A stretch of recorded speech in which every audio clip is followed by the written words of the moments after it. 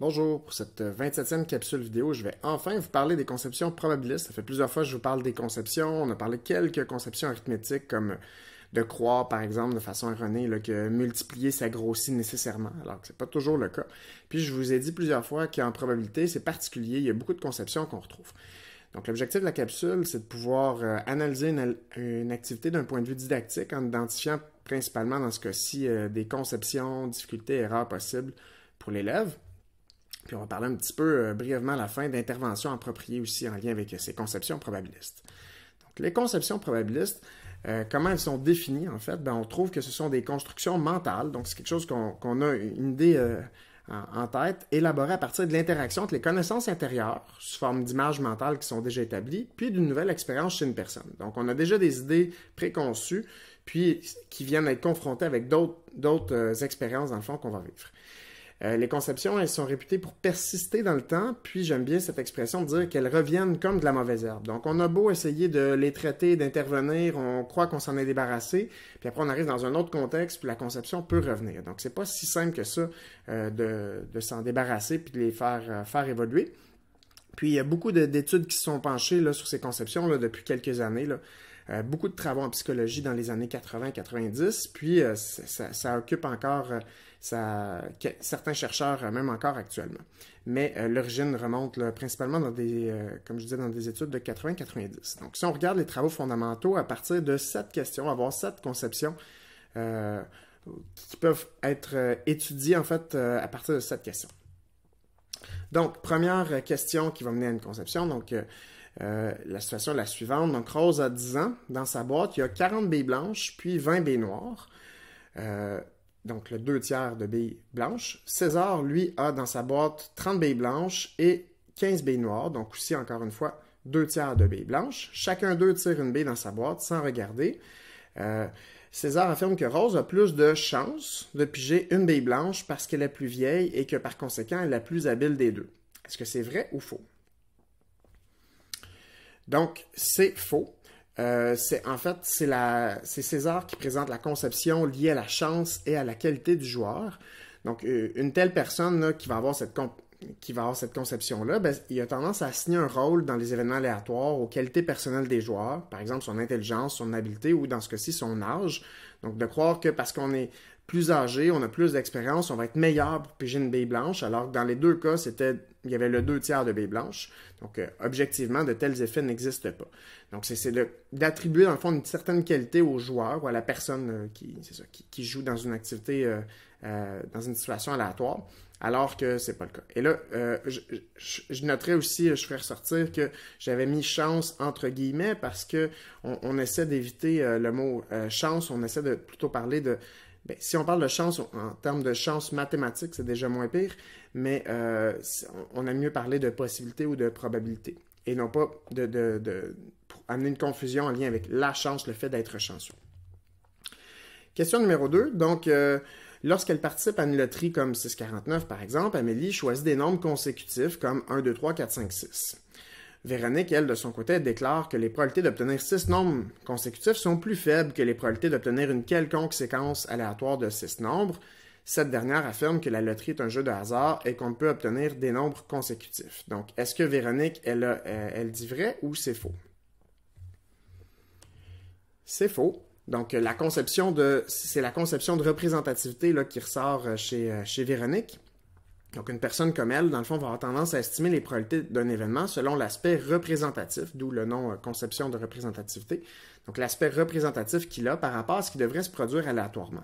Donc, dit autrement, il y a, on pourrait faire le calcul, je n'ai pas pris le temps de le faire avec vous, mais il y a environ 14 millions de possibilités de combinaisons possibles à la 649, puis chacune d'elles a la même probabilité d'être tirée. Mais c'est sûr que ça a l'air, il y en a moins de combinaisons où il y a 6 nombres consécutifs, 1, 2, 3, 4, 5, 6, ou 2, 3, 4, 5, 6, 7, ou il y en a moins comme ça, il n'y en a pas beaucoup, contrairement à toutes les autres combinaisons qui n'ont pas une suite logique comme ça. Donc, quelqu'un pourrait dire, c'est pas si représentatif que ça, finalement, d'avoir 1, 2, 3, 4, 5, 6 par rapport à ce qu'on a normalement, une combinaison normale, donc elle est moins probable. Pourtant, toutes les combinaisons ont la même probabilité d'être tirées. Une autre manifestation de cette conception-là de représentativité, ce serait de penser que si je fais 5 lancers de pièces de monnaie, ben, je pourrais penser que pile, face, que c'est plus probable qu'un autre lancer de 5 pièces de monnaie où j'ai obtenu pile à chaque fois. Pourquoi? Parce qu'on pourrait dire, ben ça ressemble plus à ce qu'on devrait avoir normalement. Un petit peu de pile, un peu de face, il y a une alternance, tout ça. Et ça semble être plus probable que d'avoir 5 piles d'affilée. Pourtant, cette séquence-là, exactement, pile, face, a la même probabilité que pile. En tout, si on regardait le nombre de possibilités pour 5 lancers de pièces de monnaie, ben on en a 32. Comment on arrive à 32? Ben il y en a 2 sur la première pièce de monnaie. Quand j'en lance une deuxième pièce de monnaie, ou la même une deuxième fois, j'ai toujours 2 résultats possibles et ça se multiplie.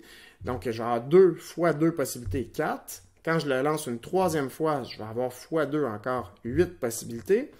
Fois 2 pour un quatrième lancé, 16 possibilités. Et fois 2 pour un cinquième lancé, ça revient à finalement 2 exposant 5, qui est égal à 32. Donc, il y aurait 32 combinaisons possibles là, avec 5, quand on lance 5 pièces de monnaie. Elles ont toutes les mêmes probabilités, même si celle-là a l'air plus bizarre ou a l'air plus rare que celle-là, ben, ce n'est que la conception de représentativité, là, si on dit qu'elle serait moins probable. Troisième question. Donc, quand on lance une pièce de monnaie, il y a 2 résultats possibles, donc soit pile, soit face. Puis, Alexandre a lancé une pièce 3 fois, puis à chaque coup, le côté face est sorti. Donc, Alexandre veut lancer la pièce encore une fois, puis il croit que la pièce est rendue à donner un pile, hein, parce que là, il y a eu face. Donc là, il va dire que c'est rendu à donner un pile. Est-ce que c'est vrai ou faux? C'est faux. Donc, on va revenir de façon plus en détail, en fait, sur dans une prochaine capsule vidéo. Puis ça revient, dans le fond, c'est très similaire à une des questions que vous avez répondu en évaluation diagnostique. Donc, Alexandre présenterait la conception de la conception liée aux effets trompeurs de récence. Donc, qu'est-ce que ça veut dire? Quelque chose qui est récent, c'est quelque chose qui vient d'arriver. Donc, donc, cette conception-là, ben, ça s'appuie, dans le fond, sur de porter attention à ce qui vient de se passer récemment. Donc, ça va s'appuyer sur la nécessité d'une équilibration ou d'une poursuite. Donc, pensez que ça va s'équilibrer. Donc, j'ai eu face, donc ça va continuer, ça va s'équilibrer, là, ça va avec pile, ou de dire ça va poursuivre dans la même tendance. Donc, j'ai eu face, ça va poursuivre encore avec face. Donc, ça s'appuie sur la nécessité entre une équilibration et une poursuite entre les fréquences des différents résultats possibles à travers les essais, alors que les événements sont indépendants. Donc, la pièce de monnaie, elle se souvient pas, elle a aucune façon, dans le fond, de retenir ce qui s'est passé précédemment. Donc, à chaque fois, c'est comme si c'était une remise à zéro. Donc, on lance la pièce de monnaie. Puis, peu importe ce qu'il y a eu avant, ça n'a pas d'effet sur ce qui va se passer ensuite. Donc, une telle personne a tendance à croire que la fréquence des événements d'une expérience aléatoire a une influence à long terme sur la probabilité d'obtenir un résultat particulier. Dans le cas présent, on parlerait des effets positifs ou négatifs de récence. Donc, dans le cas positif, c'est si on dit que ça va se poursuivre avec face. Donc, de dire j'ai eu face, ça va se poursuivre. Donc, c'est un effet positif parce que ça se poursuivrait dans le même sens. Ou on pourrait parler d'effet négatif de récence si on dit que là, ça va changer. Il y avait face, et là, ça va changer pour pile. Donc, on dirait que ce serait un effet négatif de récence. Donc, dans les deux cas, l'erreur est liée au fait de regarder qu'est-ce qui s'est passé précédemment pour essayer d'inférer ce qui va se passer dans le futur. Mais dans les deux cas, c'est ça l'erreur parce que ça n'a pas d'influence. Puis dans un certain cas, on pourrait penser que ça va se poursuivre ou que ça va changer. Quatrième question, donc on lance 2 dés simultanément. Donc qu'est-ce qui est le plus probable? Est-ce que c'est d'obtenir, je lance mes 2 dés, est-ce que c'est d'obtenir un 5 et un 6? Ou d'obtenir 2 6, puis j'ajoute même un troisième choix. Dans le fond, est-ce que c'est obtenir un 5 et un 6, obtenir 2 6, ou c'est la même probabilité? Donc, si vous avez, ça serait obtenir un 5 et un 6 qui est plus probable. Si vous avez choisi même probabilité, ça implique la conception qui est liée à la confusion entre des événements simples et des événements composés. Pourquoi? Parce que cette conception est souvent présente lorsque l'ordre des résultats a une importance, puis il fait croire à l'idée que les deux combinaisons d'événements ont une même probabilité de se produire. Donc, si on regarde la situation, c'est quoi les résultats il y a 36 résultats possibles quand je lance 2 dés. Quels sont les résultats qui me permettent d'obtenir un 5 et un 6? Je peux avoir 5 et 6, donc 5 sur mon vert et 6 sur mon bleu, ou je peux avoir 5 et 6, 5 sur mon bleu et 6 sur mon vert. Donc, ce sont deux possibilités qui me permettent d'avoir obtenir un 5 et un 6, alors qu'obtenir un 6 et un 6, ben, j'en ai une seule possibilité, en fait, qui est obtenir un 6 sur mon vert et sur mon bleu. Puis même si je changeais l'ordre, ça revient exactement au même résultat. C'est quand même 6 sur mon vert et 6 sur mon bleu. Donc, il y a une seule possibilité pour obtenir 2 6, alors qu'il y en a deux pour obtenir un 5 et un 6. Pourtant, qu'est-ce qui peut expliquer en fait cette conception-là? Ben, on parle de confusion entre les événements simples et composés. Donc, on pourrait dire que sur un dé, ben, les résultats 5 et 6 sont équiprobables. C'est vrai que sur un seul dé, la probabilité d'avoir un 5, c'est un sixième, la probabilité d'avoir un 6, c'est aussi un sixième.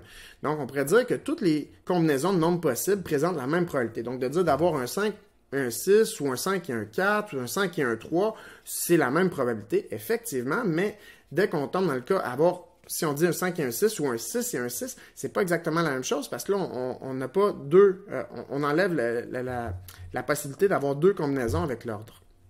Une autre explication, ce serait de penser que les deux événements ben, sont l'effet du hasard. Donc, d'avoir un 5 ou un 6, 5 et 6 ou 2, 6, ben, c'est aléatoire. Donc, il n'y a aucune raison d'accorder une plus grande probabilité à l'un des événements qu'à l'autre. On pourrait parler dans ce cas-là, en fait, on pourrait aussi appeler cette conception-là, certains chercheurs l'appellent la conception d'équiprobabilité, croire que tout est équiprobable, dès que c'est au hasard, croire que c'est équiprobable. Donc, alors que si on regarde même si c'est au hasard, dans le fond, il y a certains événements qui sont plus probables que d'autres.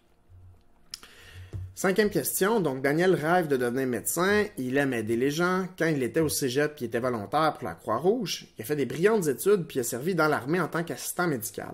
À la fin de son service militaire, Daniel s'inscrit à l'université. Qu'est-ce qui est le plus probable? Est-ce que c'est que Daniel est un étudiant à l'école de médecine ou que Daniel est un étudiant?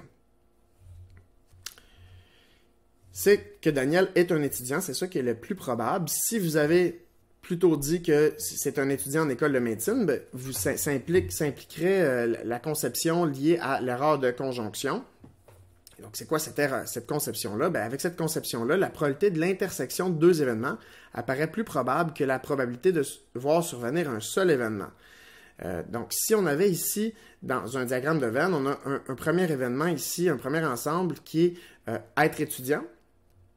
Et ici, on aurait un autre ensemble qui serait être dans le domaine de la médecine. Ben, si on est au centre, c'est qu'on est à la fois un étudiant dans le domaine de la médecine, donc on serait un étudiant en médecine. Par contre, en probabilité, ben, il n'est pas plus probable d'obtenir simultanément deux événements distincts qu'obtenir un seul de ces deux événements. Donc, autrement dit, cette intersection-là, dans le fond, elle est déjà incluse. Être un étudiant en médecine, c'est déjà inclus dans le fait d'être étudiant. Donc, ça ne peut pas être plus probable d'avoir deux événements distincts qui se produisent en même temps que d'avoir un seul des deux événements, dans le fond. Donc, forcément, même si la situation laisse croire que c'est un étudiant en médecine, il aurait pu décider à la fin de son service militaire d'aller faire des études en d'autres choses que la médecine. Et donc, ça impliquerait en fait tous ces cas-là ici où c'est un étudiant autre qu'en médecine. Question suivante. Donc, dans une ville, il y a deux hôpitaux. Donc, il y a un petit hôpital où il y a en moyenne 15 naissances par jour, puis un grand hôpital où il y a en moyenne 45 naissances par jour. Donc, les probabilités de donner naissance à un garçon, on va dire qu'ils sont environ de 50%. Donc, dans le plus petit hôpital, ben, on enregistre durant l'année les jours où le nombre total de garçons est plus grand que 9. Donc, 9 sur 15, ça correspond à 60% du total de naissances dans le petit hôpital, dans le fond. Donc là, on regarde à chaque fois quand est-ce qu'on a dans le petit hôpital au moins 60%, ou plus de 60% en fait, de naissances qui sont des garçons. Dans le grand hôpital, on fait la même chose. On enregistre pendant l'année les jours où il y a aussi plus de 60% des naissances. Donc dans ce cas-ci, ce serait 27 sur 45, donc qui correspond aussi à 60% du total des naissances. Donc dans les deux cas, on note à chaque le nombre de jours où ça va arriver où on a plus de 60% qui sont des garçons, alors qu'on devrait normalement en avoir 50. Donc, on regarde les cas qui sont un petit peu plus rares, si on veut. Donc, dans lequel des deux hôpitaux, il y a davantage de telles journées? Est-ce qu'on va avoir des cas plus rares, justement, comme ça, plus souvent dans le petit hôpital, plus souvent dans le grand hôpital, ou aucune différence? ce serait dans le plus petit hôpital que ça va arriver plus souvent. Si vous avez dit aucune différence, ça impliquerait la conception liée à l'effet de la taille d'échantillon. Donc, la personne qui présente cette conception-là, elle va accorder au nom de la proportionnalité, dire c'est 60% dans un cas ou dans l'autre, là, ça ne change rien. Donc, il va accorder la même probabilité à deux événements distincts, mais sans tenir compte de l'effet de la taille d'échantillon. Donc, ici, qu'est-ce qui se passe? C'est qu'on a déjà vu, dans le fond, que si je lance un dé, je sais que la probabilité d'obtenir un 3 devrait être d'un sixième, mais ça ne veut pas dire que je vais avoir un sixième si je fais seulement 6 lancers, par exemple. Mais si j'en fais un grand nombre de lancers, ça devrait se rapprocher tranquillement de un sixième, normalement. Je vais être confiant que ça va se rapprocher d'un sixième, qui est la probabilité théorique. Mais c'est le même principe ici, dans ce cas. Dans ce cas-ci, donc, un petit hôpital, il y a la probabilité d'avoir des grandes variations là, est plus grande, parce que vu que j'ai moins de naissances, j'ai 15 naissances, normalement, en théorie, je devrais avoir 50% des naissances, donc 7,5 naissances. Ça n'arrivera jamais en théorie. Mais normalement, à long terme, je vais avoir en moyenne 7,5 naissances par jour. Mais à chaque jour, dans le fond, je vais avoir des fois 7, des fois 8, mais je peux avoir aussi des fois 10. Il va y avoir des journées où je vais avoir 10 naissances qui vont être des garçons, des fois 3, des fois...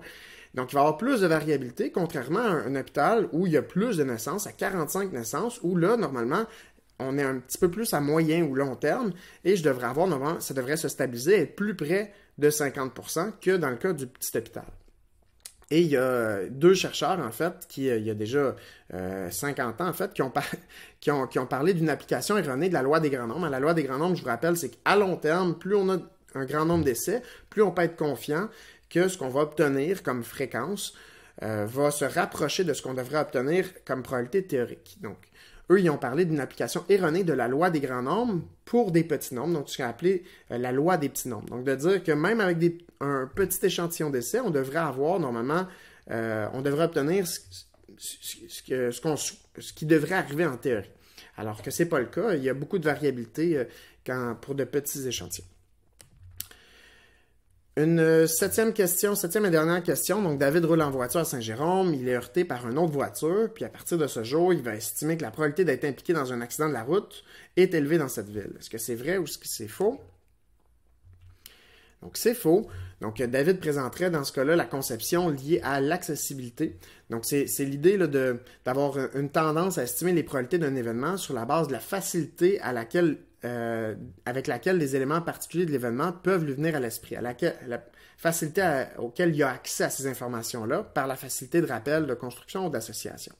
Donc, ça, c'est la définition. Donc, ce que ça voudrait dire, c'est qu'il va se rappeler plus facilement, en fait, de la fois où il a été heurté par une voiture que de toutes les autres fois, finalement, où il n'a pas été heurté du tout par une voiture, parce que cet événement-là était peut-être plus significatif pour lui. Une autre manifestation de cette conception-là, là, qui est un peu peut-être plus dure à cerner, on pourrait dire que si on a un groupe de 10 personnes, puis qu'on veut former des comités de 2 personnes, donc par exemple une personne qui va être présidente, puis une personne qui va être vice-présidente, former des comités de 2 personnes. On pourrait penser, par exemple, que dans le groupe, OK, ça va être Amélie et Coralie, par exemple, qui vont être présidentes et vice-présidentes. Puis là, on peut penser à deux autres personnes. Ça pourrait être Gilles et Albert.